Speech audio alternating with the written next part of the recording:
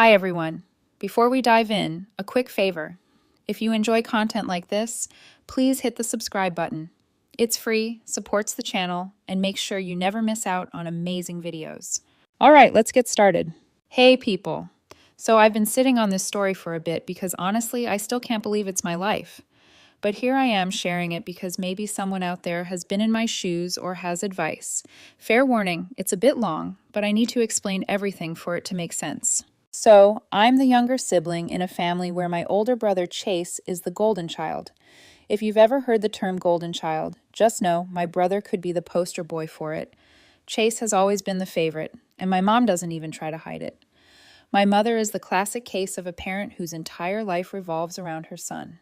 So, from the time he was born, he could do no wrong. Every accomplishment he had, no matter how small, was treated like it deserved a parade.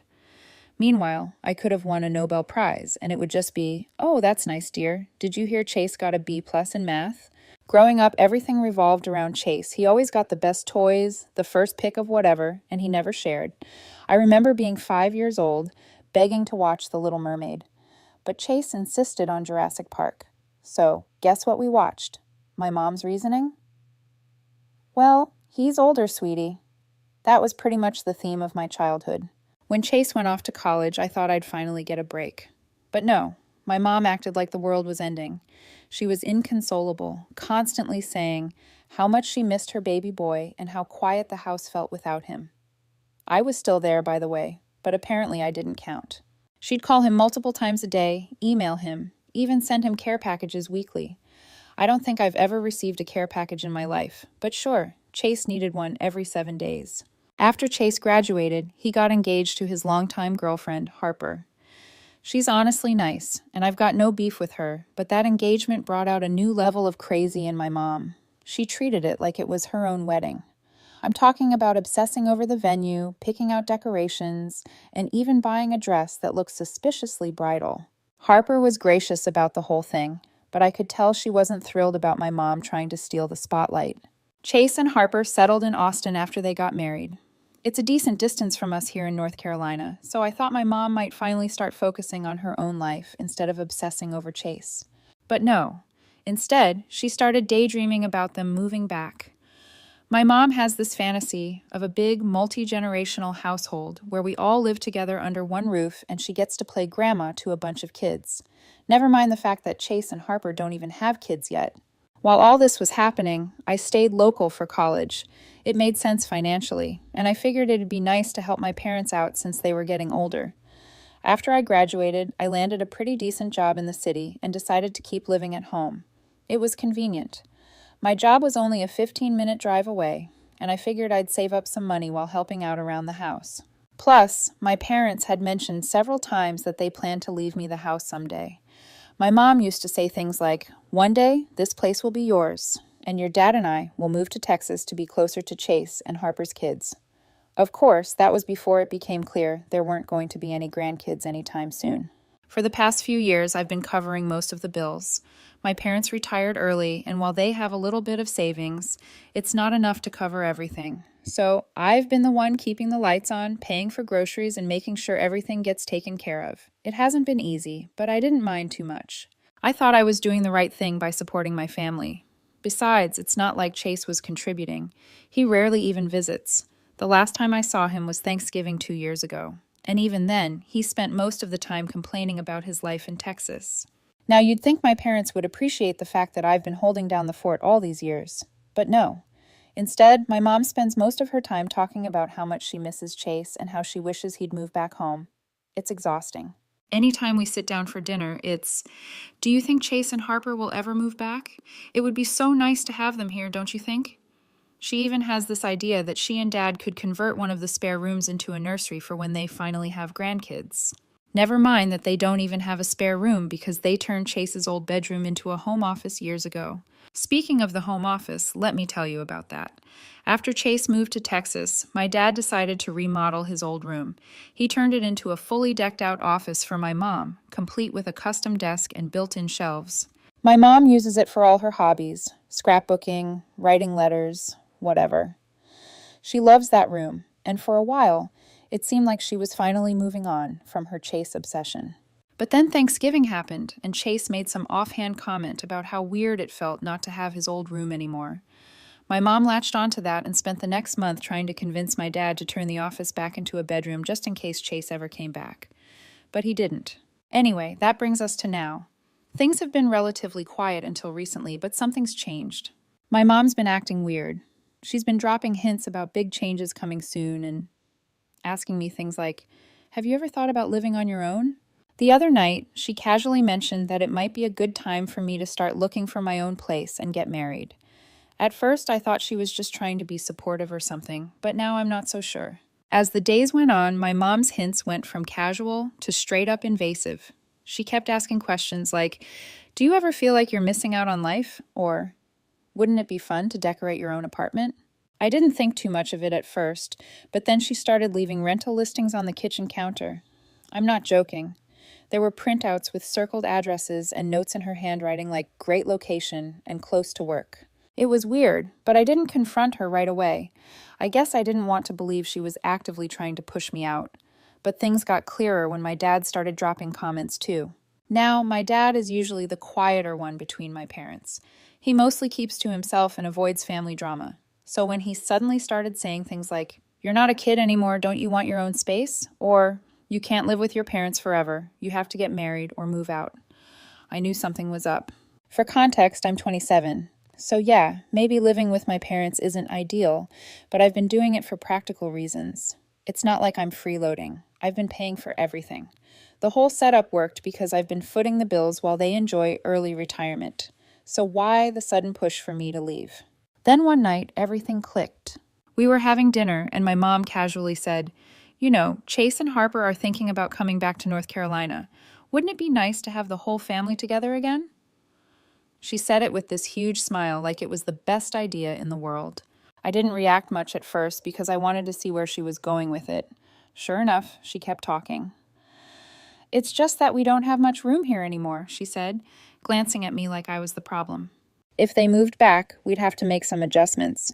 Maybe we could even turn your room into a nursery someday." I sat there trying to process what I just heard. My room? The one I've been paying to keep a roof over? Now it's a future nursery for Chase's imaginary kids. It felt like a slap in the face, but I didn't say anything. My dad chimed in saying, "It's something to think about. You're doing great at work. You could afford a nice place of your own." I could feel the frustration bubbling up, but I stayed quiet. I wanted to hear their whole plan before I said anything. Over the next few days, they kept dropping more hints. My mom brought up the idea of turning the home office back into a bedroom, just in case Chase and Harper needed it. She even started talking about how exciting it would be to have a full house again, as if I wasn't already living there. It became clear that this wasn't just some casual daydreaming. They were serious about Chase and Harper moving in.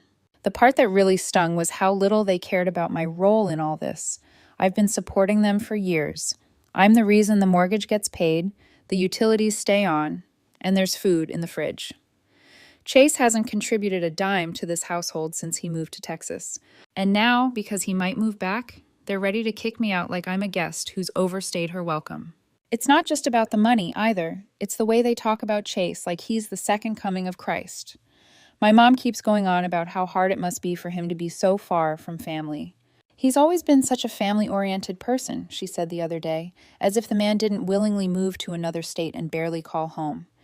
Meanwhile, I've been here the whole time doing everything I can to help them, and it's like none of that matters. What really got me was when I overheard my mom on the phone with one of her friends. I wasn't trying to eavesdrop, but she was talking loud enough for the whole neighborhood to hear. She was going on about how perfect it would be if Chase moved back, and how she couldn't wait to have Harper around to help out with the cooking. I didn't hear her mention me once. Not my name, not my contributions, nothing. It was like I didn't even exist in her vision of the future. The next day, my mom sat me down for what she called a family discussion. My dad was there too, but as usual, he just let her do most of the talking. She started by saying how proud they were of me and how much they appreciated everything I've done for them. It sounded nice at first, but then she pivoted to the real topic: Chase and Harper. "We've been talking about how to make this house work for everyone," she said, "and we think it might be time for you to spread your wings." I asked her what she meant, even though I already knew. "Well," she said, With Chase and Harper coming back, it'll be a little crowded, but we think it's a good opportunity for you to find your own place and start living independently. She said it like it was some great gift they were giving me, as if pushing me out of the house I'd been paying for was doing me a favor. I stayed calm and asked what they planned to do about the bills. My mom smiled and said, "Oh, we were hoping you could keep contributing for a while, just until Chase and Harper get settled." Yeah, because it made perfect sense. They wanted me to move out but still pay the bills so Chase and Harper could live rent-free. I don't even know if Chase has agreed to move back yet, but they're already rolling out the red carpet for him. At this point, it was hard to keep my emotions in check. I asked why Chase couldn't just get a place nearby if he really wanted to come back. My mom sighed and said, "It's not that simple. They're going through a lot right now, and they need family support. You wouldn't understand.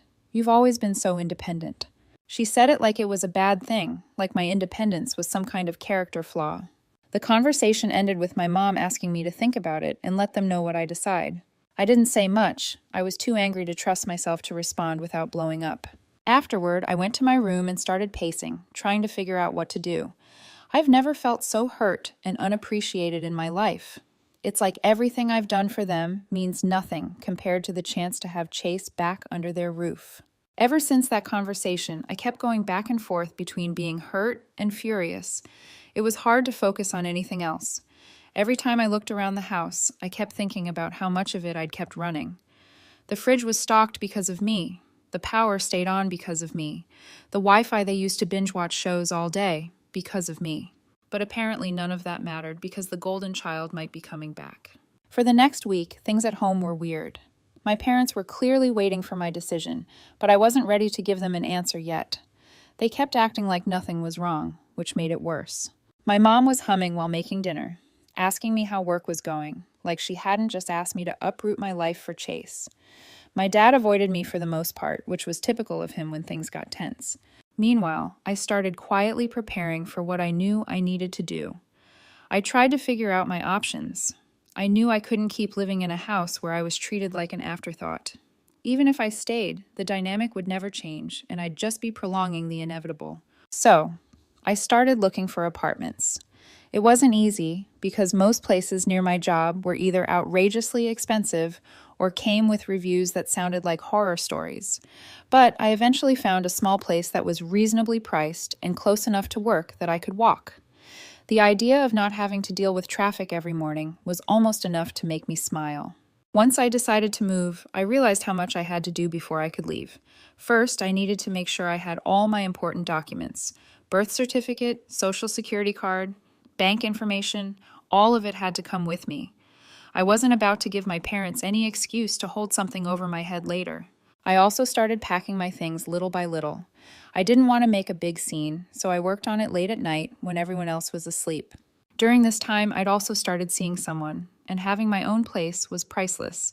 The apartment was fully furnished, so I moved in right away.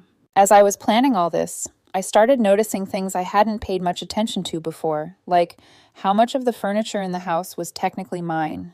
Even the microwave was something I picked up during a Black Friday sale because ours had stopped working.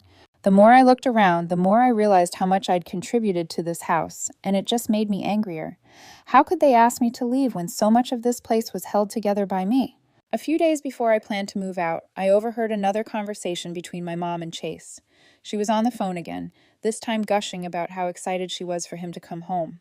She kept saying things like, "Don't worry about anything, sweetie. We'll figure it all out, and we'll make sure you and Harper have everything you need." It was like she had already decided I was gone and Chase was moving in, even though I hadn't told her anything yet. That was the final push I needed to get out of there. The night I moved out was emotional, but not in the way you might think. I waited until midnight to start loading my car because I'm dramatic just like that. My parents were asleep and I wanted to avoid any confrontations. I'd already signed the lease on my new apartment and the landlord had given me the keys, so there was nothing holding me back. Packing up my car was a surreal experience. I couldn't believe how much stuff I had accumulated over the years. It felt strange to see my life reduced to boxes and bags. Once everything was loaded up, I sat in the driver's seat for a moment and just breathed. I thought I'd feel sad, or maybe even guilty, but all I felt was relief. I was finally doing something for myself, and it felt good. Before I pulled out of the driveway, I sent a quick text to my mom. "I've moved out. The bills are your responsibility now. Good luck with that." It wasn't the most graceful exit, but I didn't think they deserved much more than that. The next morning, my phone blew up with calls and messages from my mom.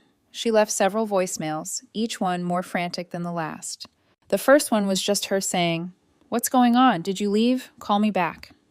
By the third voicemail, she was practically yelling, demanding to know where I was and why I hadn't told her I was leaving. I didn't respond. I blocked her, my dad, and Chase on every platform I could think of. I even blocked Harper just to be safe. I knew they'd try to guilt me into coming back, and I wasn't about to let that happen. I focused on adjusting in my new apartment. It was small but cozy, and it already felt more like home than my parents' house ever did. I spent the first night unpacking and setting up my space. It was a little overwhelming, but it was also exciting. I finally had a place that was entirely mine, where I didn't have to walk on eggshells or deal with constant comparisons to Chase. The next day, I called a few close friends to let them know what had happened. They were all supportive and said they couldn't believe how my parents had treated me. One friend even offered to help me decorate my new place, which was a nice gesture.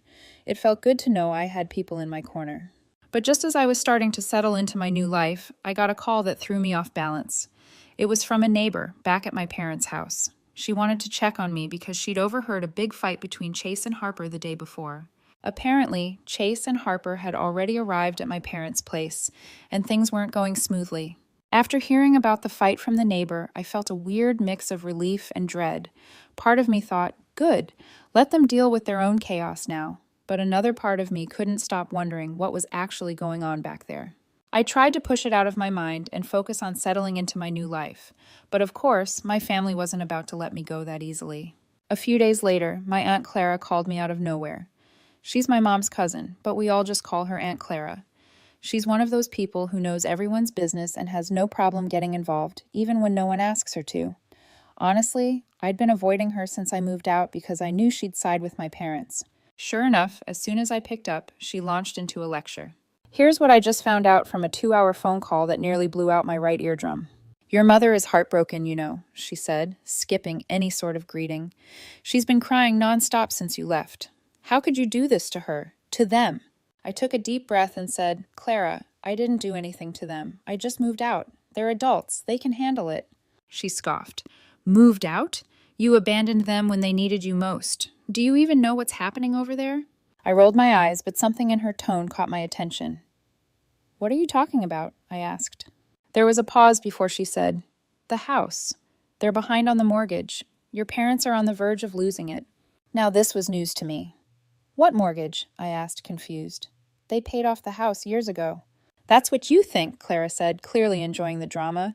"They took out a second mortgage a couple of years ago. Apparently it was to help Chase and Harper. I can't believe you didn't know." My stomach dropped. I didn't say anything at first because I was too busy trying to process what I just heard. A second mortgage for Chase and Harper, and I'd been unknowingly paying it off this whole time, completely oblivious. Clara kept talking, but I barely heard her. Something about how I needed to come back and fix this mess because family sticks together. I hung up on her mid-sentence, which is probably the rudest thing I've ever done, but I didn't care. I needed answers, and I wasn't going to get them from her. The next day, I went to the bank. I wanted to confirm what Clara had said because part of me hoped she was just exaggerating. But nope, she wasn't. The bank teller confirmed that there was indeed a second mortgage on the house. It had been taken out 2 years ago, and the payments were being automatically withdrawn from the account I'd been depositing money into every month. All this time, I thought I was just covering utilities and helping out with groceries. Turns out, I was also paying for a mortgage I didn't even know existed. The rage I felt in that moment was indescribable. It wasn't just that they'd lied to me, it was the fact that they'd taken advantage of me for years, without a second thought. I'd been working hard, budgeting carefully, and skipping out on luxuries so I could support them, and they used that money to bail out Chase and Harper.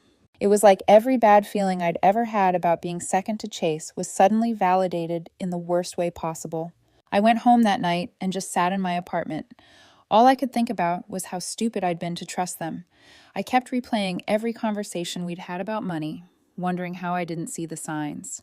My mom always made these offhand comments about how tight things were, but then insisted everything was fine whenever I offered to help more. Now I knew why. Because they didn't want me asking too many questions. The worst part was realizing how much they must have given to Chase and Harper.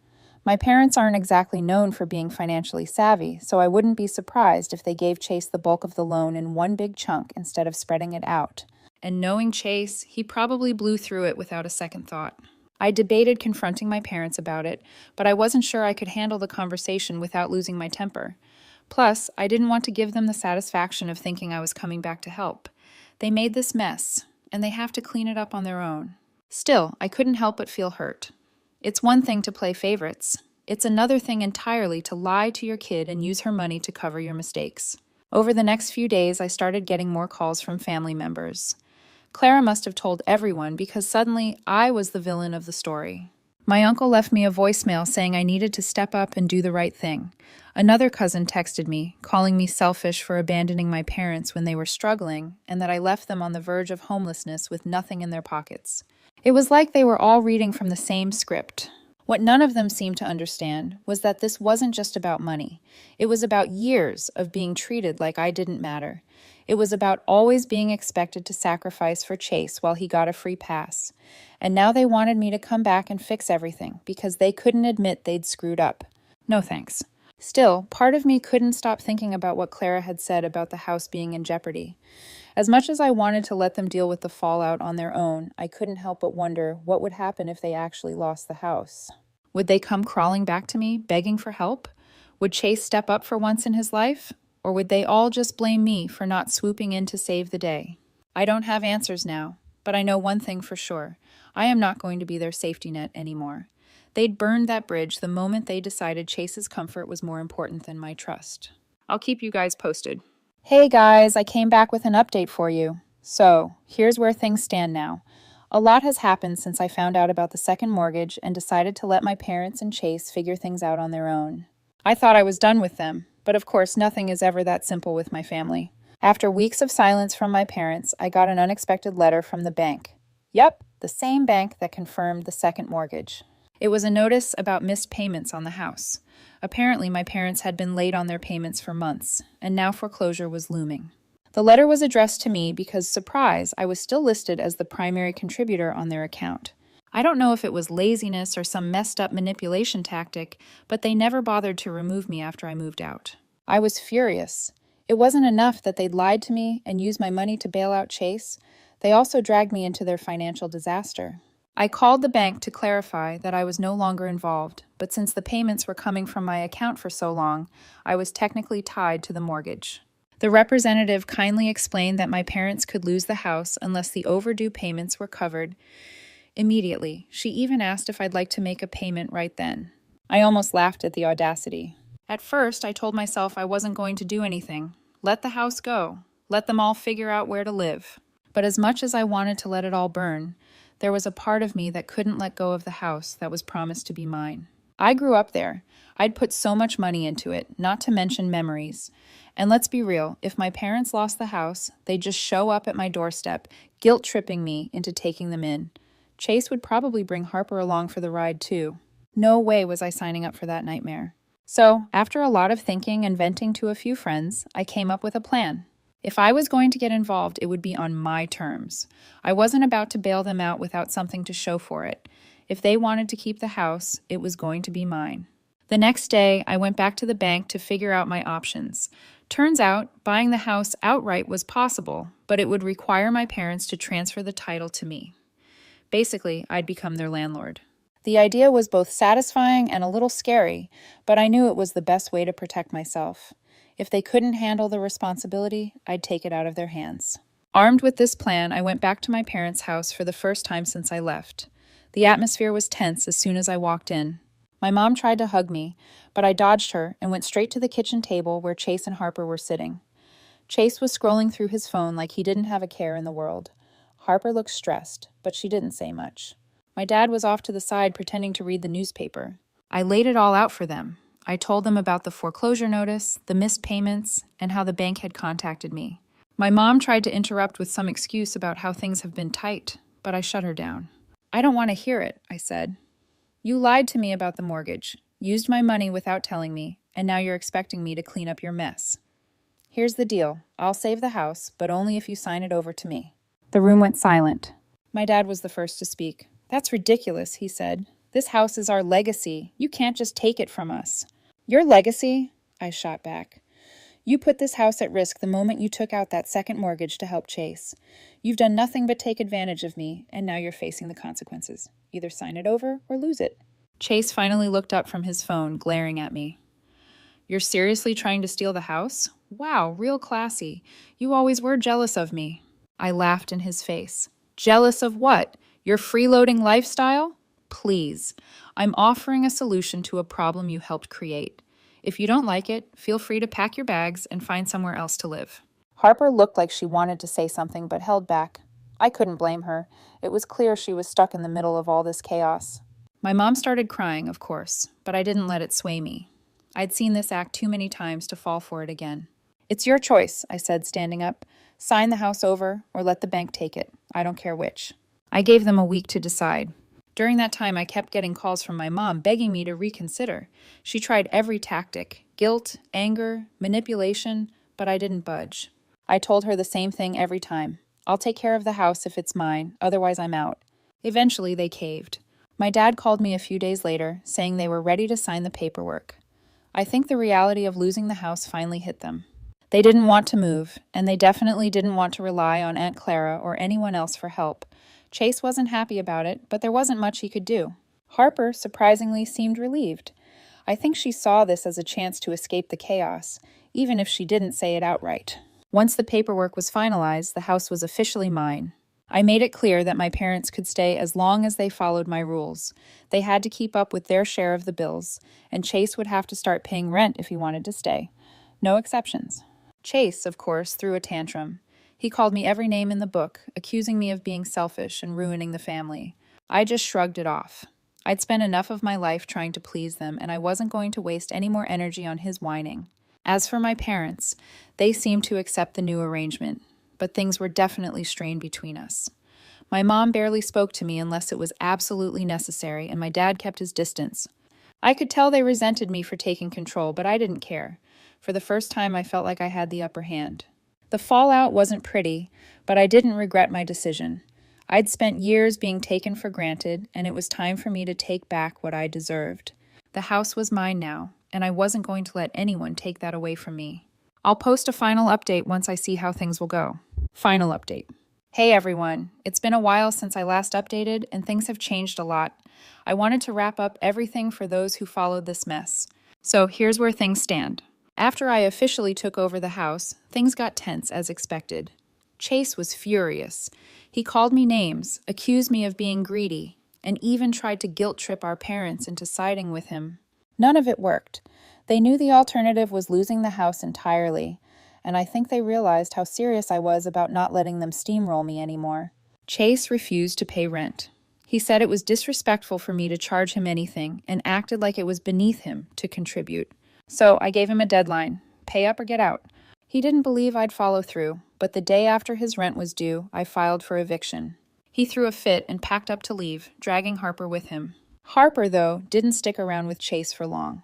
A few weeks later, I heard through a mutual acquaintance that she left him.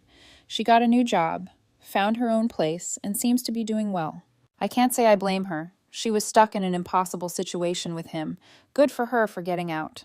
As for my parents, they've stayed in the house under my conditions. They handle their share of the bills now, though there's still some resentment between us. I think my mom's dream of having Chase and Harper close by is officially dead, and she doesn't quite know how to handle it. My dad, to his credit, has kept things civil. We're not exactly close, but at least we're not at each other's throats. Honestly, things are calmer now. The house is quiet, and I'm finally starting to feel like I have control over my life again. It's not perfect. Family relationships rarely are, but I don't regret the decisions I made. For the first time in a long time, I feel like I'm not just a supporting character in someone else's story. That's it for now. Thanks to everyone who gave advice and support along the way. It helped me more than I can say.